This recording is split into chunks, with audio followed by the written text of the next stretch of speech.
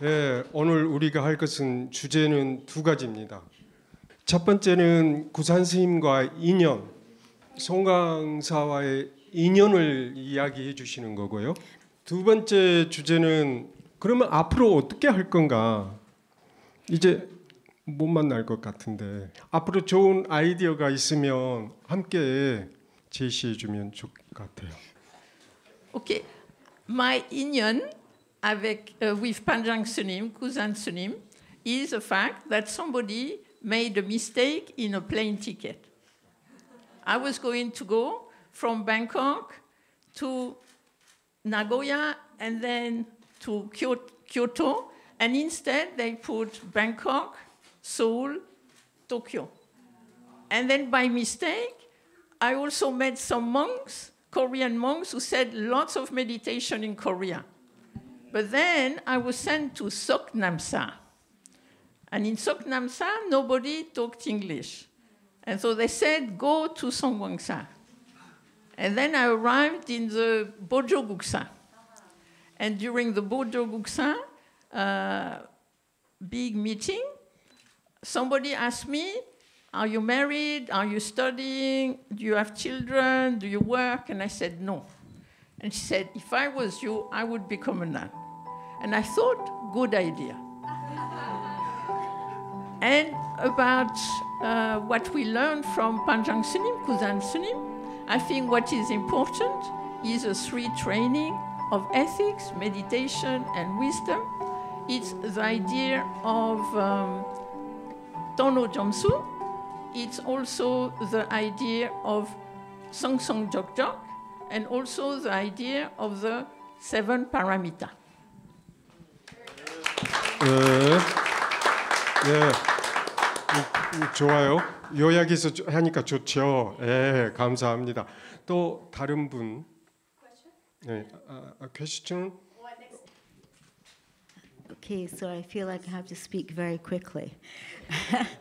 So I came to Songkwangsa after being in India, in Thailand, in Japan. I was very much part of the Vipassana communities and studied with several quite important teachers in that lineage. But what was missing for me was the way of life and the Sangha, really. And so I went to Japan, and in Japan I met a monk from Songkwangsa.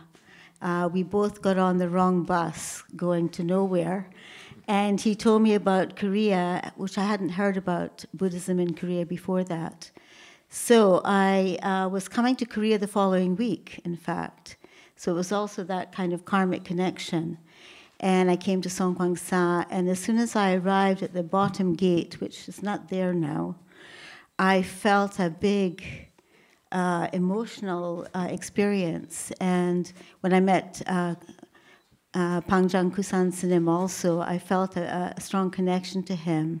What I really learned from him that I really use in my life was really not as much from his teachings, formal teachings, but the way he was in life. He was one of the most compassionate people that I have met, and always had time for everyone, regardless of how tired or how long his day had been. He showed up in that compassionate way.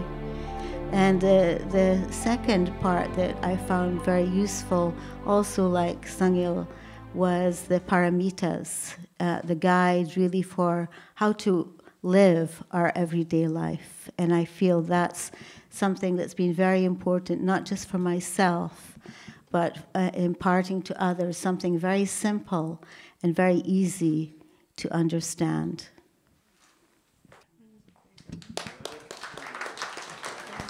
중요한 말을 해주셨어요. 가르침도 가르침이지만 태도가 자비로운 태도가 머물게 하셨다. 또 another person. Hello. I first heard about Korean Buddhism when I was in Thailand. I was ordained as a monk in Thailand. And there were two Korean monks who were on pilgrimage. One was named S님 from Haeunsan. And he first told me that there was Buddhism in Korea. I knew nothing about it, but he said there was a very flourishing practice tradition. I was in Thailand for a year, but I was too sick to stay, so I went to Hong Kong to study Chinese Buddhism with a Chinese monk. And after a year there, I read Chinese pretty well, but I really wanted a sense of Sangha, a place to practice. And I remembered this story about Korean Buddhism having this strong practice tradition. So I arranged with S님, who was the abbot at Pomnyansa at the time, to pick me up at the airport, at Kimpo Airport, and bring me down to Songgwangsa. So I arrived here in my Thai robes, was ordained as a bhikkhu already, and went straight into the sampang.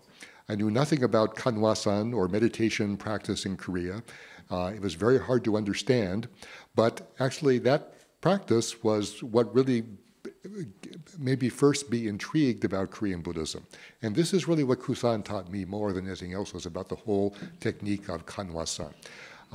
Trying to understand what kanwasan was, trying to realize the value of the technique, but also trying to understand how kanwasan fits into the broader Buddhist meditation tradition is really what began my scholarly career. And I remember Gusan스님, just very quickly, as very, very short. I was very tall, he was very short, and I was always leaning over to see him whenever I would see him. But he was a very, very strong, 강한 사람 있었거든요. 아주 very, very strong person. So that even though he may be very tiny of stature, he was very strong of heart.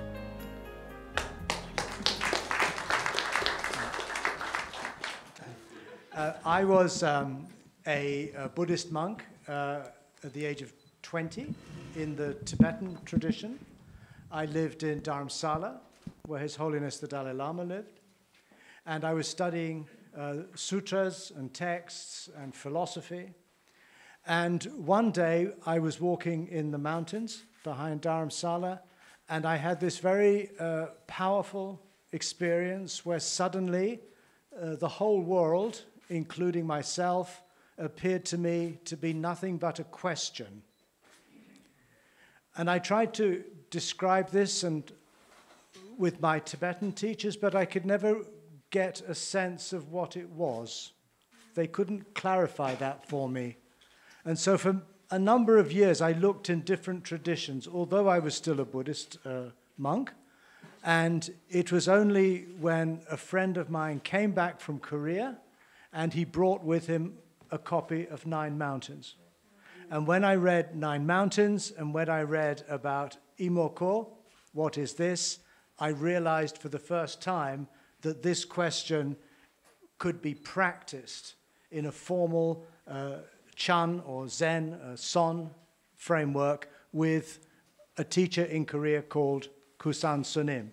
So at some point later, I decided to leave my training as a Tibetan Buddhist monk, and I came to Songgwangsa in 1980, and I then met Gusan스님, and Gusan스님 struck me as somebody who did not only know about Buddhism, but he embodied the Dharma.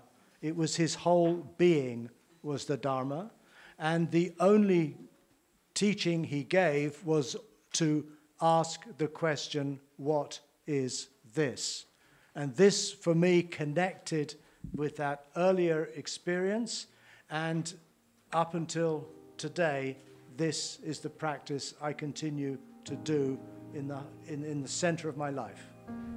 And the phrase Gusan스님 very often used was great doubt, great awakening, little doubt, little awakening, no doubt, no awakening. And for me, that captures the heart of what I feel this practice is about. And I feel that in terms of where this might then develop further is by reintroducing the quality, the sensation of questioning, not only within Zen Buddhism, but in the other forms of Buddhism too, to recover that quality of questioning in the Theravada tradition, in the Tibetan tradition, and in other traditions too. Buddhism is very good at giving us all the answers.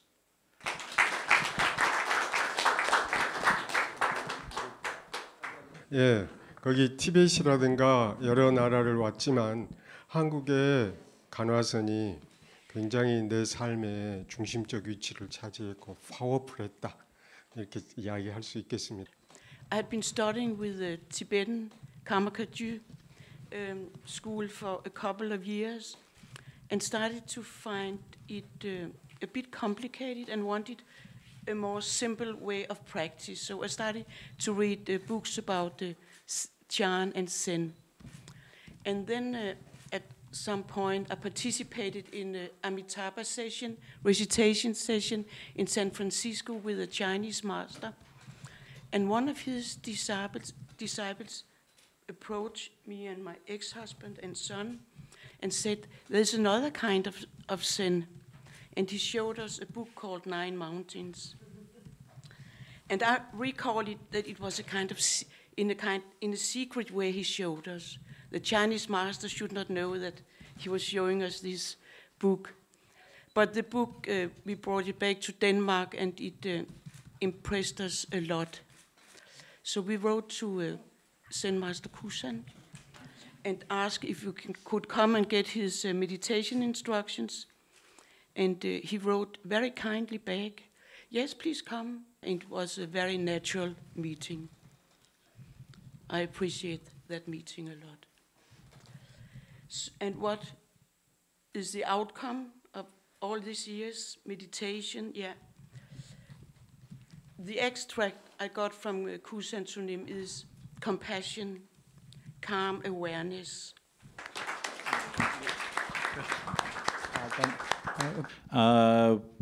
Just like as was revealed by Boulwar, I started also with Tibetan Buddhism as a young person in the early 70s. And before actually encountering Korean Buddhism, I already was involved with Chinese, the study of Chinese, and also a bit of Korean. So I actually knew Buddhism pretty well. I had read most of the sutras available in translations prior to that and learned meditation in the United States. And as said by Boulwar also, I encountered Kusan through 9 Mountains. The first edition that was published, it was a silver edition. And immediately when I read it, it resonated with my inquiries and my search for meaning in Buddhism beyond the usual forms.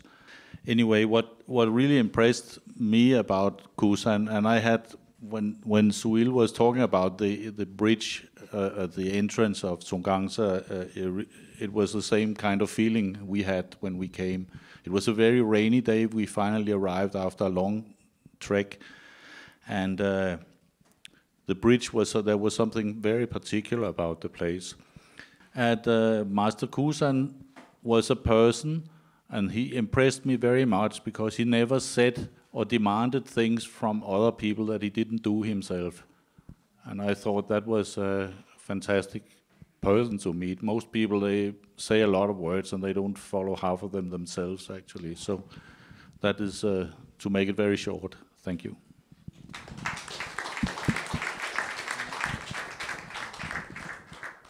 When I first met Master Kusan스님, it was very quick. You know, I arrived and had a similar experience. I felt I had come home. My heart became deeply peaceful, and I was taken to meet Songyil Snim and Suil Snim, and they quickly put me in Korean robes and took me to meet Panjang Snim. So from the first meeting where we were introduced to the Hwadu, and all through the next 4 years or so that I was with Master Kusan, several impressions, but particularly he taught, as others have expressed, about the Hwadu. But for me, it was very much about how you act, how the Hwadu works within your actions. And I got that from the very first meeting on whatever you are doing, this is the thing you are doing. So the question came from this for me, this action, this thought, these words. that Gusan's almost he acted in such a pure way that the thought was not ever disconnected. It was always the action within the thought. And that's how I learned from him. And so I learned to observe how he did things from that very, very early meeting, that first meeting. And try, even to this day, that Hwadu is alive for me in action. So we talk about heng in Korean as being fundamental and foremost. Then action is foremost.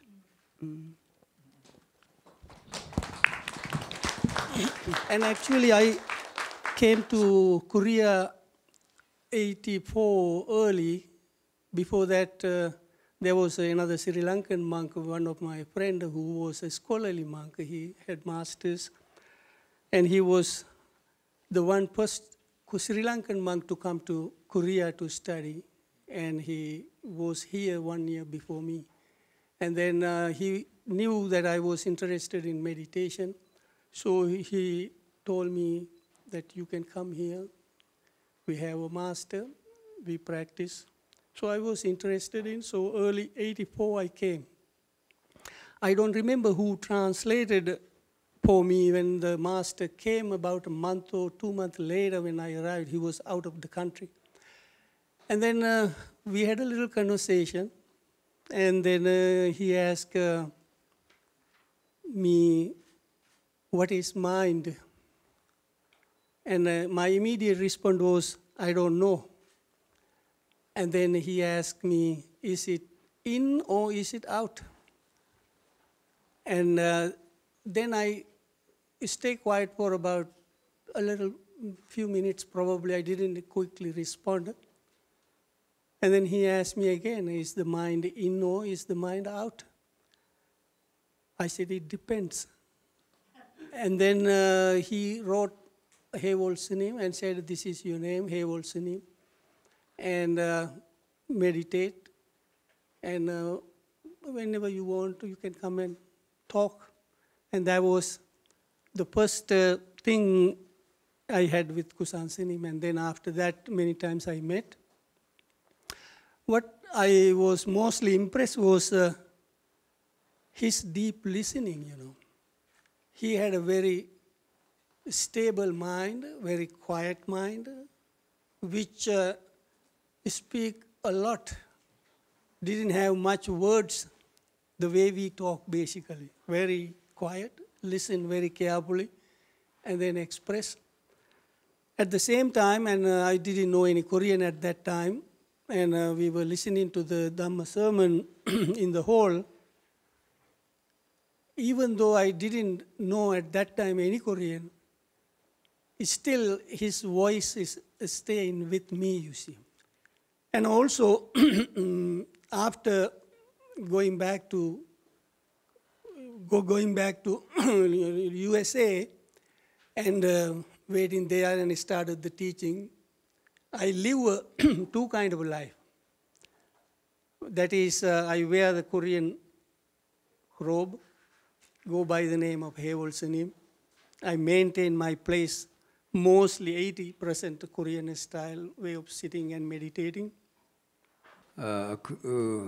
이제까지 우리가 들어보니까 다 우리 송강사에 오시기 전에 남방불교, 테라바다 불교를 또 수행하시고 또 바자라야나 또 금강성을 또 수행했던 분들, 그리고 또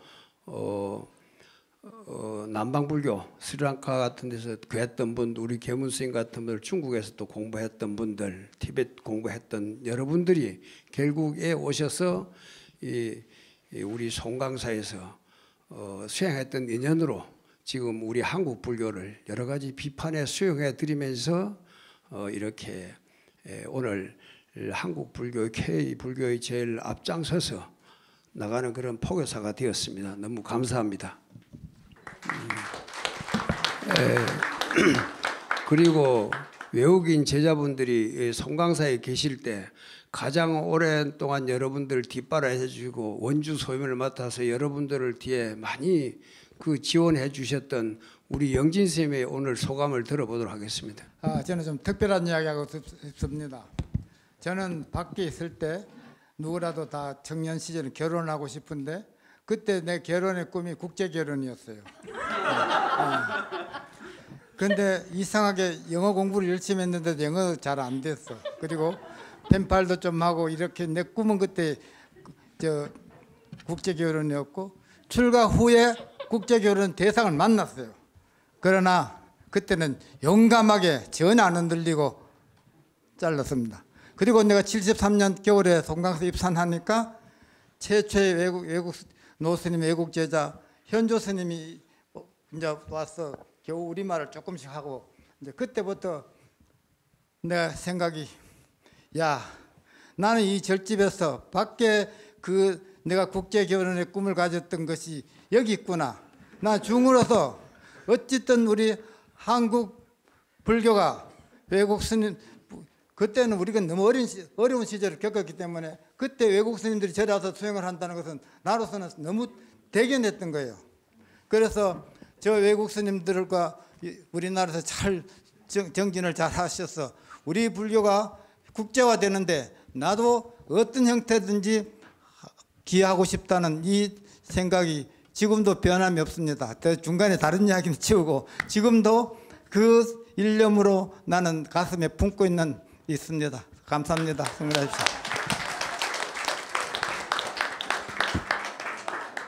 이 그냥 자유로운 이 심포지움을 지켜본 소감을 우리 보조사상연구원 원장이신 이병욱 원장님 한 말씀 해주십시오. 영어로 해도 좋고 한글로 해도 좋습니다. 예, 잘 들었고요. 제일 뭐랄까 인상이 남는 게 외국인 제자분들이 한국에서 한국 불교 내지 가나선을 배우고 자기유를 이루어서 대학 교수라든가 또 자국에서 다른 불교와 융합해서 새로운 유형의 불교를 만들어냈다는 점이 가장 감명 깊었습니다. 그중에서 제가 제일 제 불교학을 하는 입장에서 제일 저희 인상이 뜨었던 것은 에콰도르 스님이 통불교를 얘기하면서 그래서 남방의 불교, 그다음에 대승불교, 이 티베트 불교를 다 융합하는 큰 그림을 그린 점에 대해서 상당히 스케일이 큰 내용이다라고 생각을 했습니다. 예, 이걸로 줄이겠습니다. 그리고 불교 국가뿐만 아니라 무슬림 국가, 기독교, 캐톨릭 국가 여러 세계 나라를 이렇게 다 돌아보시고 세계적인 안목을 많이 갖추신 두루 갖추신 우리 수자 범종 스님께서 간단하게 멘토를 한번 해주십시오. 오늘의 이 모임을 보고. 제가 구산스님 맨 처음에 미국을 가신다고 그 철부터 이제 식사를 하시는 것이 이제 밥을 안 잡수시고 과일로 이렇게 잡수시고 그러셨거든요. 이제 미리 연습하신다고. 그러면서 제가 이제 물었습니다. 한번. 우리 한국에 우리 선방에 이렇게 훌륭한 스님들이 많이 계시는데 뭐하러 여기를 놔두고 미국을 가십니까? 딱 그렇게 물으니까 방금 스님께서 이놈아 태평양의 넓은 바다에다가 낚싯줄 한번 떡 건져놓으면은 어떤 놈이 잡힐 줄 아느냐? 이러다 내가 큰 놈 하면 잡히면 좋지 않느냐? 이런 말씀이 딱 들었습니다. 근데 오늘 이렇게 외국의 어른 훌륭하신 분들을 딱 보니까 그 생각이 간절히 나네요. 그리고 바로 여러분들이 큰 낚시에 태평양에 논이시다가 큰 낚시 한번 걸려가지고 오신 분들이 아닐까 그렇게 생각합니다. 너무 감사합니다. 네.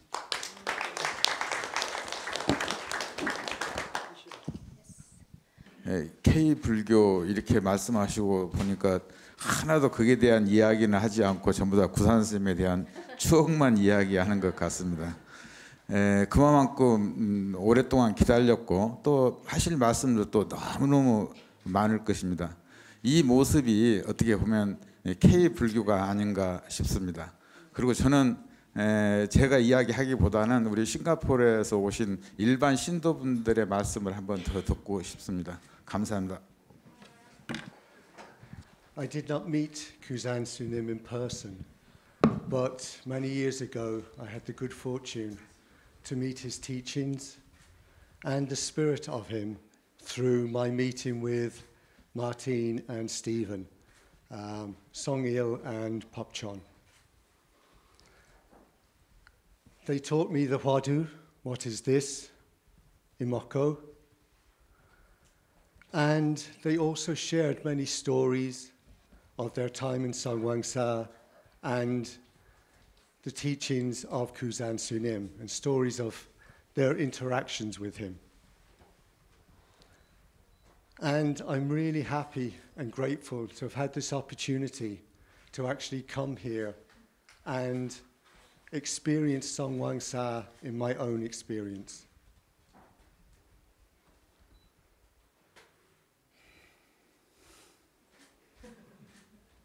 But also, I really feel grateful for the opportunity to honor and commemorate Kusansunim and his teachings. His teachings have had a very deep and beneficial impact on my life.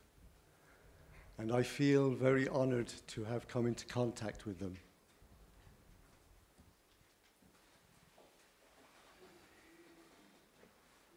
And I'm also very grateful, actually, to be here with you all and to feel your generosity, your kindness, and your welcome into this community. My experience here and my meeting with you all will live on in my heart long after I leave here forever, and has touched me deeply. 감사합니다.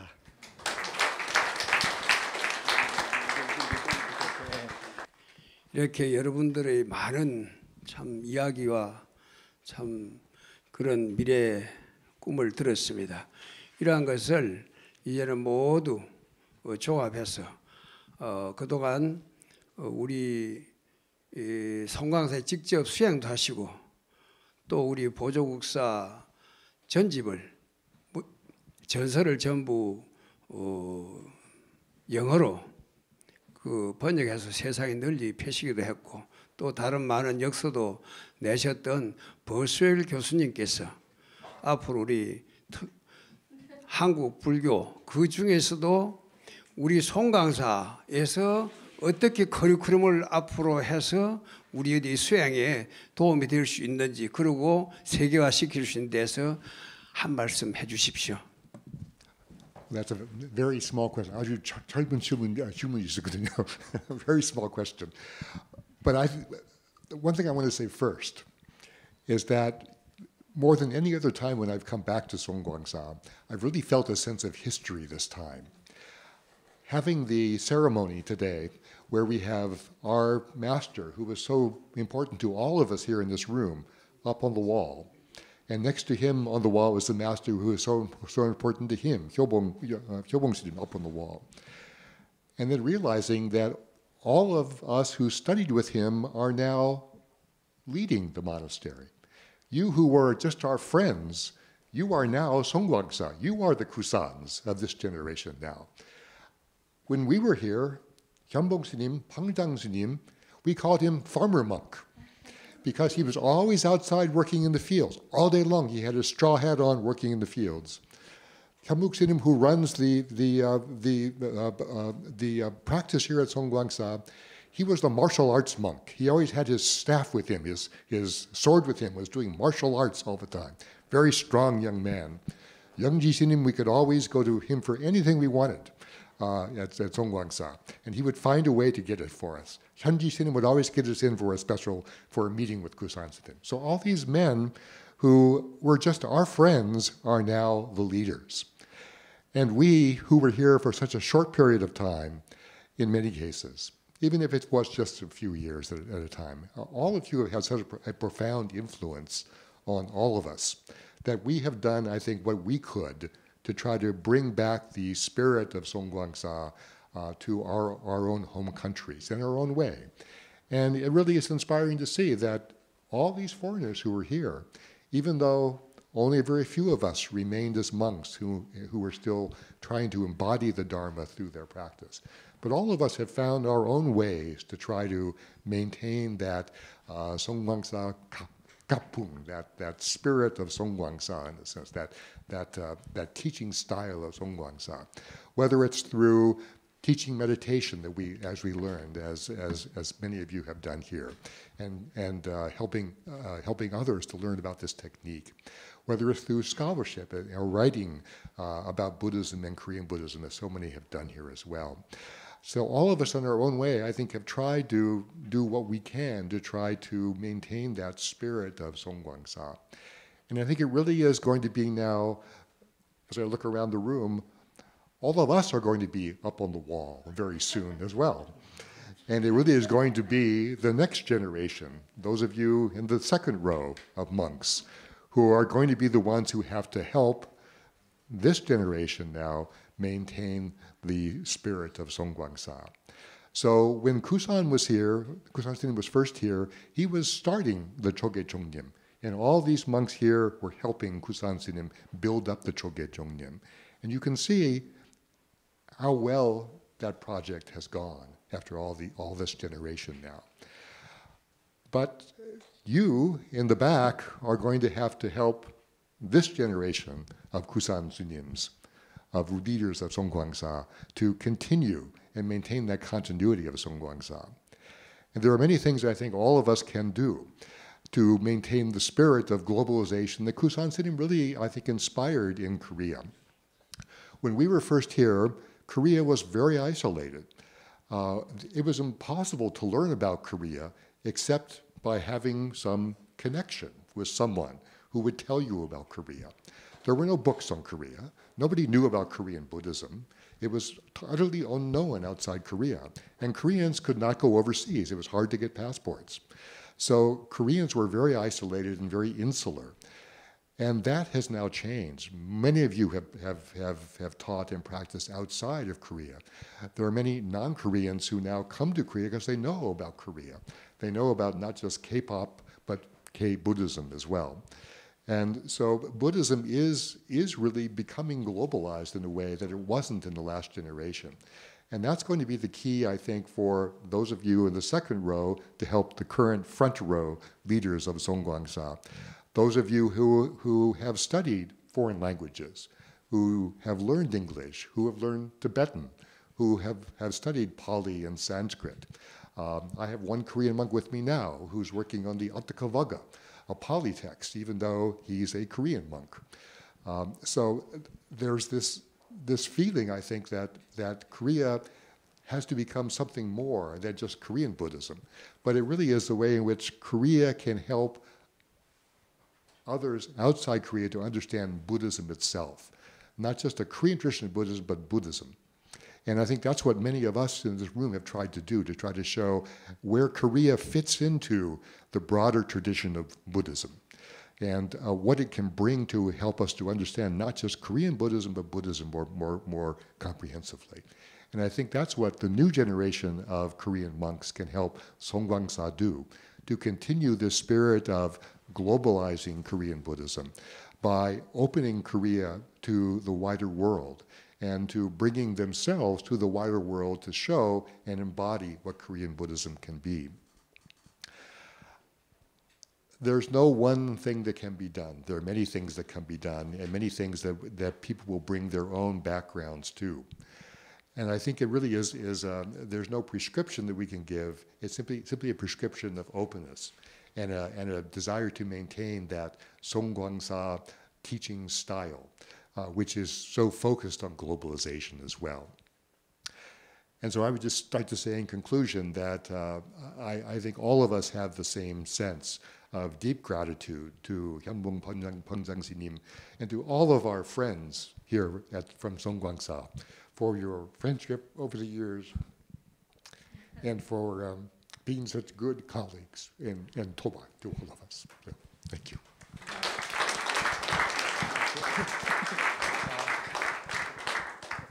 그리고 이 우리들이 나아가야 될 그런 한국 불교의 교육 현장에서 있는 우리 강주 스님이 앞으로 우리 학인들을 어떻게 오픈시키는 그런 가운데서 교육을 해야 할지 그것을 그 소감을 한 말씀 해주시면 좋겠습니다.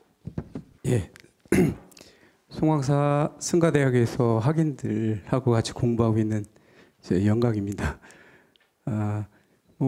저는 구산스님하고 뵙지도 못했고 출가하기 전에는 자세히 알지 못한 그런 어른 스님이시거든요. 근데 오늘 이렇게 참석해서 그동안 어른 스님에 대해서도 좀 알긴 알았지만 그래도 오늘 여러 이런 심포지움 하는 데서 얘기를 들어보니까 들어보면서 느낀 점은 보다 더 인간적이고 또 그 스님의 그런 살아있는 듯한 이런 경험 못했지만 이런 간접 경험으로 훨씬 더 이렇게 실감나게 이렇게 느껴지는 그런 시간이었습니다. 사실 그런 어른 스님의 숨결이 수행의 그런 숨결들이 살아있는 그리고 이렇게 스며 있는 이 송광사에 저희 살면서도 사실은 그런 걸 좀 잊어버리고 사는 경우 되게 많았는데 오늘 이 기회를 통해서 제가 수행하고 있는 이곳에 대한 자랑스러움 그리고 이곳에서 빛났던 어른 스님들에 대한 그런 업적들 이런 것들 저희 학인 스님들하고 보다 더 많이 이렇게 느끼고 배우고 이래서 적어도 지금보다는 훨씬 더 큰 자부심을 가지고 이렇게 공부할 수 있는 그런 기회가 되지 않을까 이렇게 싶고 그리고 더욱더 그런 자부심을 가지고 자신감 있게 수행하고 공부하는 이런 도량이 돼야 되지 않을까 이런 생각하거든요. 사실은 지금 사회가 많이 바뀌고 이러다 보니까 전통보다는 현대에 맞추는 이런 교육을 좀 하라고 하는 경향들이 있는데 저희는 이럴 때일수록 더욱더 저희 기본에 충실한 그리고 어른 스님이 살아왔던 이런 업적들 이런 것들을 더 연구해서 이런 그 어른들이 했던 이런 거기에서 벗어나지는 않는다고 생각하거든요. 미래의 그런 문제점 발견하는 것도 그래서 더욱더 스님들에 대한 이런 것들 연구하고 그다음에 그런 업적들을 좀 더 느낄 수 있는 이런 교육기관이 되고 그런 걸 통해서 더욱더 기본에 충실한 이런 교육을 함으로 인해 가지고 거기에 대응해 나갈 수 있는 게 아닌가 전 이런 생각을 해봤습니다. 더욱더 열심히 정진하겠습니다.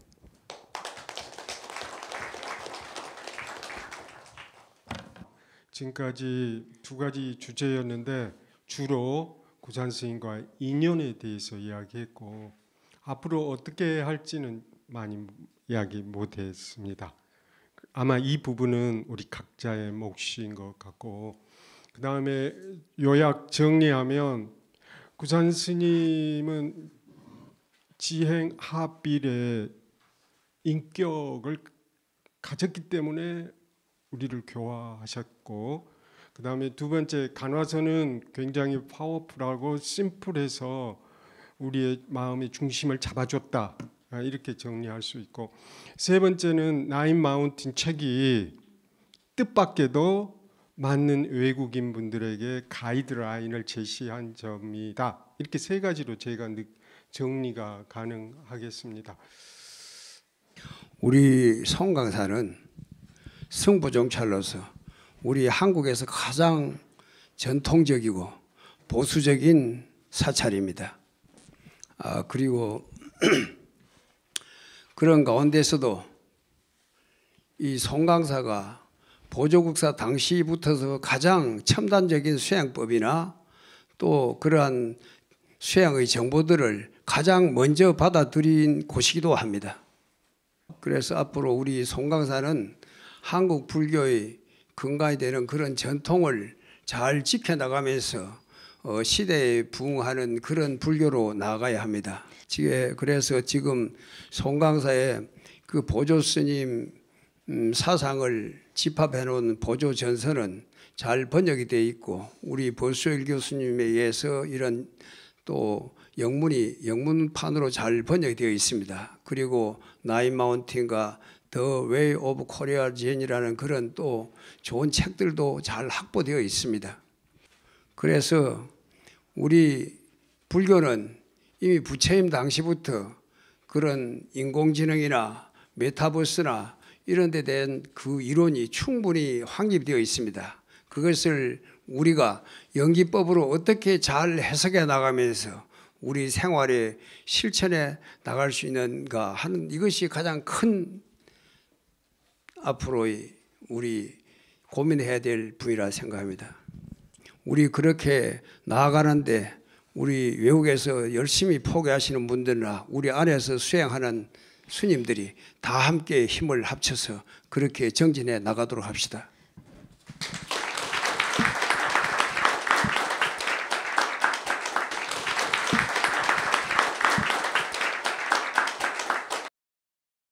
Thank you.